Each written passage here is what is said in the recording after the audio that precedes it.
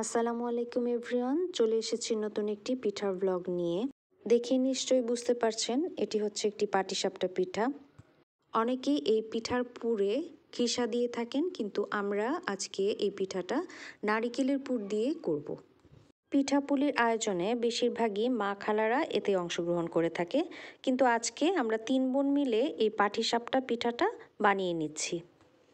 নারকেলের পাক দেওয়ার কাজটা করছে আমার ছোট বোন, আর ব্যাটার রেডি করছে মেজো বোন। নারকেলটা পাক হতে হতে এদিকে ব্যাটারটা রেডি হয়ে যাবে। অল্প অল্প পানি দিয়ে ব্যাটারটা তৈরি করে নিচ্ছে। ব্যাটার রেডি করতে ভালো করে ময়দা মেখে নিতে হবে, যাতে করে ব্যাটারটা স্মুথ হয়। ব্যাটারের টেক্সচারটা একটু পাতলা করে গুলিয়ে নিতে হবে। এরপর ব্যাটারটাকে কিছুক্ষণ রেস্টে রেখে দিতে হবে। এই তো ব্যাটারটা প্রায় রেডি হয়ে গিয়েছে, এবং আমাদের যে নারকেলের পুরটা আছে সেটাও প্রায় হয়ে গিয়েছে। কিছুক্ষণ রেস্টে রাখার পরও এরকম টেক্সচার থাকবে, এবং নারকেলের যে পুরটা আছে সেটাও প্রায় ঠান্ডা হয়ে এসেছে।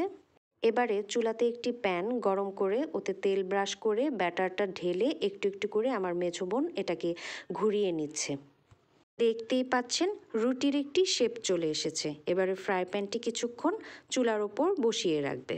এবারে নারকেলের পুর দিয়ে আস্তে আস্তে পাটিসাপটার শেপে এটিকে পেঁচিয়ে নেবে। এই কাজটি একটু সাবধানে করতে হবে, যাতে করে পাটিসাপটার শীটটা ছিঁড়ে না যায়। এই তো একটা পিঠা রেডি হয়ে গেল। এরপর আমি ট্রাই করে দেখব যে আমি বানাতে পারি কিনা। সেম প্রসেসে আমিও বানিয়ে নিলাম, হয়ে গেল অনেকগুলো পিঠা। এবার সবাই মিলে খেয়ে নেব। দেখা হবে নেক্সট কোনো ভিডিওতে। আল্লাহ হাফেজ।